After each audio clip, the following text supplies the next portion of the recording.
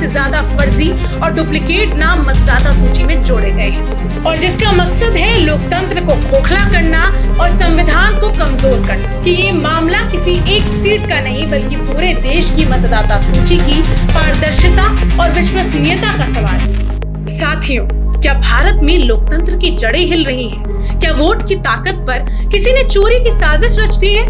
और क्या ये लड़ाई सिर्फ राहुल गांधी बनाम चुनाव आयोग की है या पूरे संविधान और देश की आत्मा की जंग है? जी हाँ, संसद से सड़क तक और दिल्ली से कर्नाटक होते हुए बिहार तक एक नए आरोप ने भारतीय राजनीति में भूचाल ला दिया है। लोकसभा में नेता प्रतिपक्ष राहुल गांधी ने दावा कर दिया है कि कर्नाटक के महादेवपुरा विधानसभा क्षेत्र समेत कई इलाकों में 1 लाख से ज्यादा फर्जी और डुप्लीकेट नाम मतदाता सूची में जोड़े गए हैं और ये कोई मामूली गड़बड़ी नहीं बल्कि सुनियोजित, संगठित और व्यवस्थित वोट चोरी की है और जिसका मकसद है लोकतंत्र को खोखला करना और संविधान को कमजोर करना। राहुल के इस धमाकेदार बयान के बाद सियासत में भूचाल आ गया है। कांग्रेस ने इसे देशव्यापी अभियान बना दिया और इंडिया गठबंधन उनके पीछे मजबूती से खड़ा हो गया है। यहाँ तक कि ममता बनर्जी, जो 2024 चुनाव के बाद अक्सर अलग राह पर चलती दिखी, उन्होंने भी इस मुद्दे को गंभीर मानते हुए राहुल का साथ दिया है। इस पर राजनीतिक विश्लेषकों का कहना है कि ममता का ये बदला रुख न सिर्फ राहुल के साख बढ़ा रहा है बल्कि विपक्ष की रणनीति में नई ऊर्जा भी भर रहा है। राहुल ने इस मुद्दे पर अपने आवास पर इंडिया गठबंधन के 25 दलों के 50 से ज्यादा वरिष्ठ नेताओं की बैठक भी बुलाई। बैठक में साफ संदेश था कि ये मामला किसी एक सीट का नहीं बल्कि पूरे देश की मतदाता सूची की पारदर्शिता और विश्वसनीयता का सवाल। दरअसल 2024 के चुनाव में राहुल और विपक्ष ने संविधान की रक्षा को अपना केंद्रीय एजेंडा बनाया था।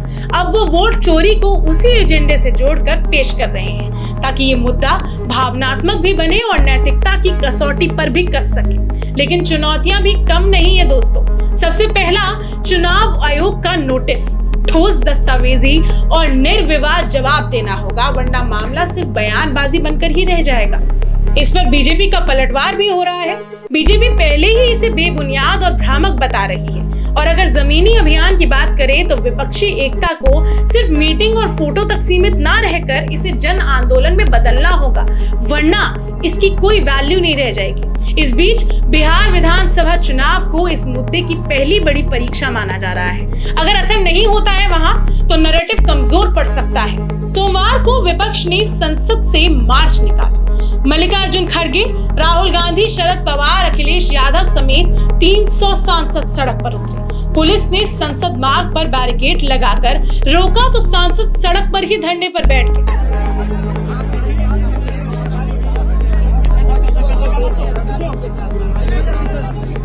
पहली बार पिछले 10 साल में विपक्ष ने इतना बड़ा साझा प्रदर्शन किया है। शाम को खड़गे के डिनर में फिर एकता का प्रदर्शन हुआ। यहाँ तक कि गठबंधन छोड़ चुकी आम आदमी पार्टी के सांसद भी वहां मौजूद थे। कांग्रेस नेता जयराम रमेश ने तीखा हमला बोलते हुए कहा कि चुनाव आयोग नहीं बन सकता। उन्होंने 4 मांगे रखी। सबसे पहली, पूर्व सीईसी पर केस हो, वोटर लिस्ट डिजिटल हो, एसआईआर पर रोक लगे और ब्लॉक लेवल एजेंट के डिटेल्स सार्वजनिक किए जाएं।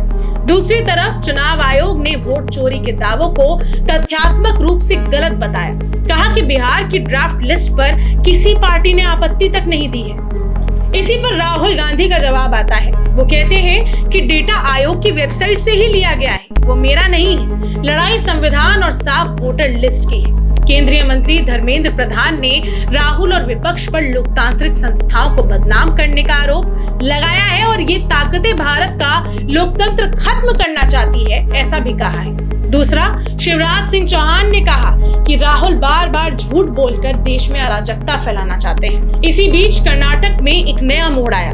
राज्य के सहकारिता मंत्री KN राजन्ना को मुख्यमंत्री सिद्धरामैया ने बर्खास्त कर दिया क्योंकि उन्होंने माना कि महादेवपुरा में वोट चोरी हुई और उनकी ही सरकार जिम्मेदार है। 2 घंटे की पुलिस हिरासत, सड़क पर बैठा विपक्ष, संसद से लेकर चुनाव आयोग के दरवाजे तक की लड़ाई और अब बिहार चुनाव के पहले विपक्षी एकता का टेस्ट। राहुल गांधी के लिए ये लड़ाई सिर्फ एक आरोप नहीं बल्कि संविधान, पारदर्शिता और लोकतांत्रिक साख की लड़ाई है।